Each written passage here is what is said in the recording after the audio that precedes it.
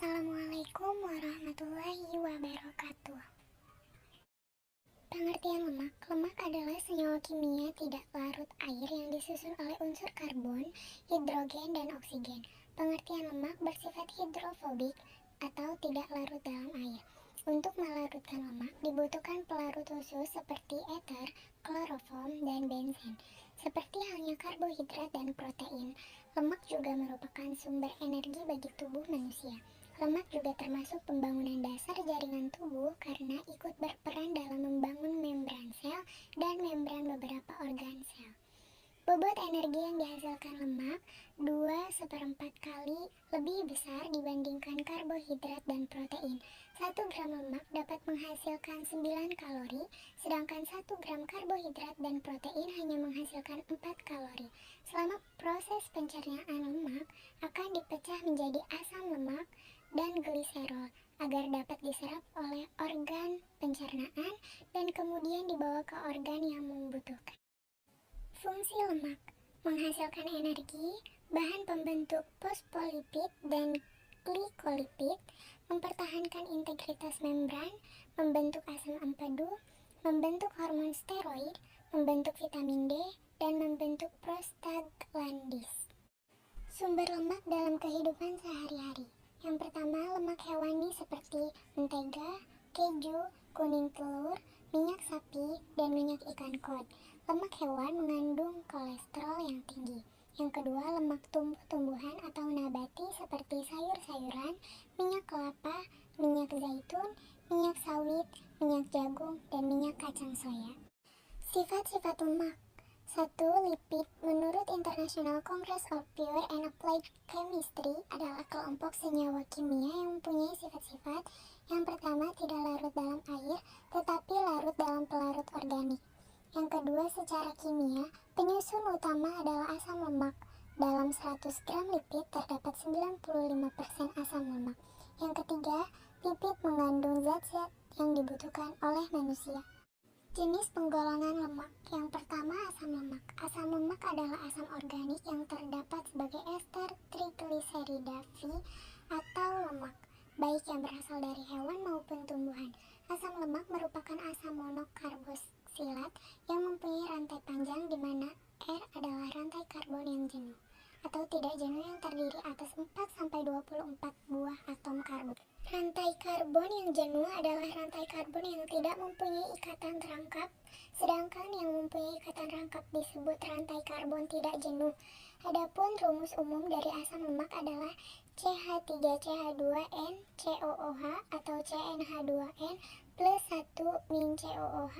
Rentang ukuran dari asam lemak adalah C12 sampai dengan C24. Ada dua macam asam lemak, yaitu 1. Asam lemak jenuh.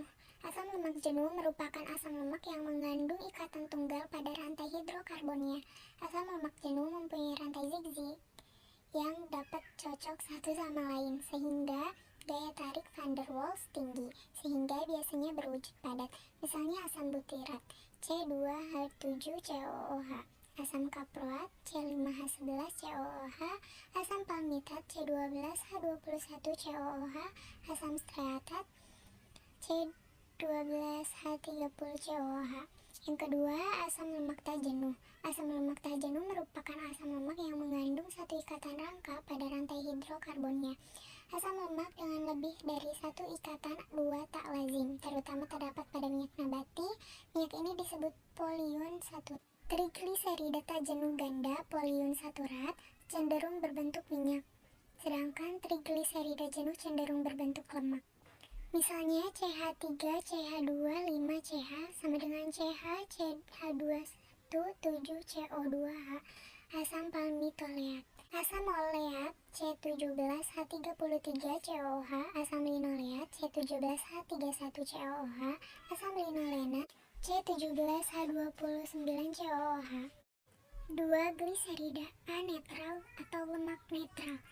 Gliserida netral adalah ester antara asam lemak dengan gliserol. Fungsi dasar dari gliserida netral adalah sebagai simpanan energi berupa lemak atau minyak. Setiap gliserol mungkin berikatan dengan 1, 2, atau 3 asam lemak yang tidak harus sama. Jika gliserol berikatan dengan satu asam lemak disebut monogliserida. Jika berikatan dengan dua asam lemak disebut digliserida. Jika berikatan dengan 3 asam lemak dinamakan trigliserida. Trigliserida merupakan cadangan energi penting dari sumber lipid. Struktur trigliserida sebagai lemak netral. Lemak dan minyak keduanya merupakan trigliserida. Adapun perbedaan sifat secara umum dari keduanya adalah lemak umumnya diperoleh dari hewan, berwujud padat pada suhu ruang, tersusun dari asam lemak jenuh. Untuk minyak, umumnya diperoleh dari tumbuhan, berwujud cair pada suhu ruang, tersusun dari asam lemak tak jenuh. B. Fosfogliserida atau fosfolipid. Lipid dapat mengandung gugus fosfat, lemak termodifikasi ketika fosfat mengganti salah satu rantai asam lemak. Penggunaan fosfogliserida adalah yang pertama sebagai komponen penyusun membran sel dan yang kedua sebagai agen emulsi. Struktur dan tata nama lemak. Lemak adalah ester dari gliserol dengan asam-asam karboksilat suku tinggi asam. Penyusun lemak disebut asam lemak. Asam lemak yang terdapat di alam adalah asam palmitat, asam stearat, asam oleat, dan asam linoleat. Pada lemak, satu molekul gliserol mengikat 3 molekul asam lemak. Oleh karena itu, lemak adalah suatu trigliserida. Struktur umum molekul lemak seperti terlihat pada ilustrasi di samping. Pada rumus lemak di atas, R1-COOH, R2-COOH, dan R3-COOH adalah molekul asam lemak yang terikat pada gliserol. Ketiga molekul asam lemak itu boleh sama, disebut asam lemak sederhana, dan boleh berbeda, disebut lemak campuran. Tetapi pada umumnya molekul lemak terbentuk dari 2 atau lebih macam asam lemak. Sebagai contoh, salah satu komponen minyak kapas mempunyai struktur sebagai berikut. Nama lazim dari lemak adalah trigliserida. Penamaan lemak dimulai dengan kata gliseril yang diikuti oleh nama asam lemak. Ada 3 macam, yaitu gliseril tristearat, yang kedua gliseril trioleat, yang ketiga gliseril lauro. Macam lemak. Lemak jenuh. Lemak jenuh mudah dikenali dari bentuknya yang padat seperti lilin dan banyak ditemukan pada produk yang berasal dari hewan seperti daging merah, mentega, atau susu murni. Pada bahan nabati, lemak jenuh dapat ditemukan pada minyak kelapa dan minyak sawit.